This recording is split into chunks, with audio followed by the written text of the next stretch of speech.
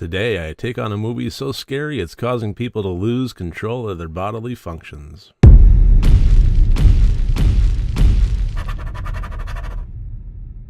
Hello and welcome to RotD Review of the Day, and today I'm taking a look at the 2017 movie from Madrid, Spain, Veronica.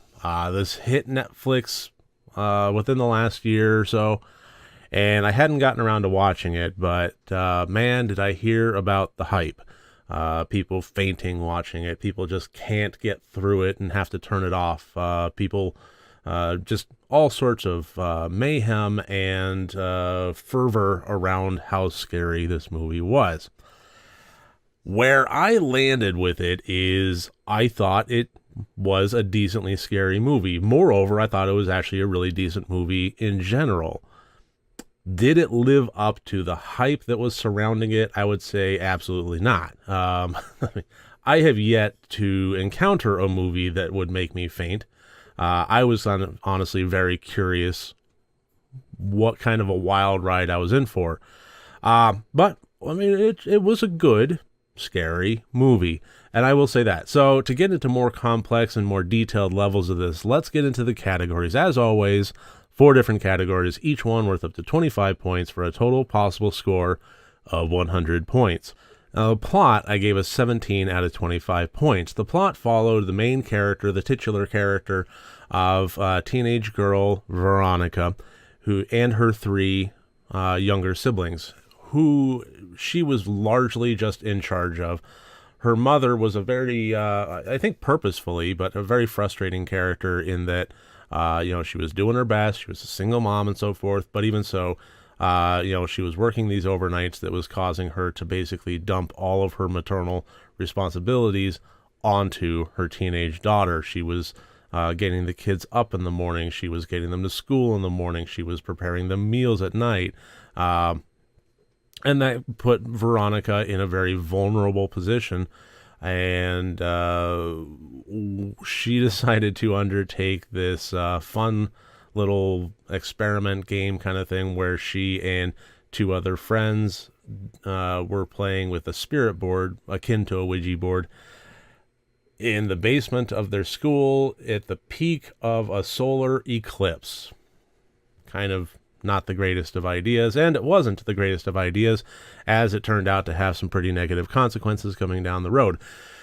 So, and the movie takes off from there, and to get into more would be to get into spoiler territory. Regardless, this is not new territory. Obviously, the Ouija phenomenon has been gaining ground. We've had God knows how many movies in the last 3 years surrounding the Ouija boards, and some of them have been all right, some of them have been not very all right. So, I mean, this was fairly familiar ground. I saw, okay, well, a teenage girl's going to be dealing with the spirit board, yay.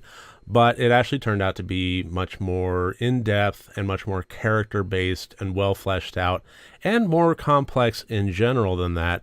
And, high marks on that. I really did enjoy it. The intent, I gave a 20 out of 25. There were some really great scare moments in here. Not just jump scares, which there were, and they worked.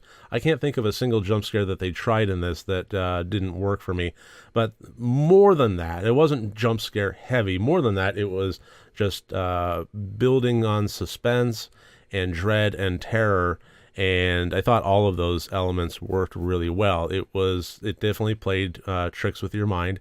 And the ultimate conclusion that the movie wound up going into, I thought was actually very hauntingly, tragically beautiful.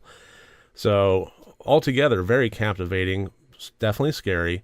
And as far as the hype goes, I don't think it's fair to ask a film to live up to the hype. That's one of the reasons I have the intent category, is to take the intention of the movie, just the natural, organic intention of what they wanted to put to screen, and judge it based on that alone.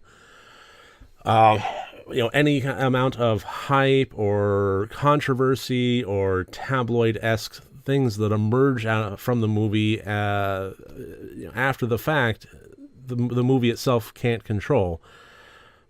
So, did it live up to the hype? I don't think it did, but I'm not going to mark it down any points for that. I think that's unfair.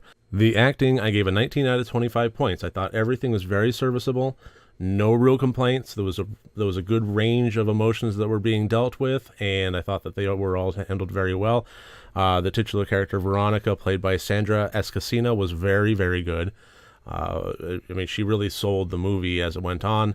The three younger siblings, there was, it's so easy for young children in horror movies to come across as annoying or grating, and I didn't get that out of this. I thought they played it very well. There was a love and a care that shined through in the performances with all the siblings, in that intertwined mesh that is family. I liked it. So 19 out of 25. The technical, I gave a 21 out of 25. Again, no real complaints. Everything was very solid, very tight. The special effects that were there were very, very good. Nothing that had me jumping out of my chair in terms of astounding quality, but no complaints. I really have no issues at all with any of the technical stuff. I thought the camera work went well. If I were to come up with any complaints whatsoever, it would be just one singular one, and it's petty. So I'm not going to do any kind of score markdown for it. But the way that the apartment was laid out had this feature to it where it was almost in a bit of a U shape, and I don't think the movie did a really great job of establishing that with tracking shots or anything. And it took me a little while to figure out that when Veronica is staring out of her window and looking across a courtyard to another window, that it wasn't another apartment. That was her apartment looking into the kid's bedroom.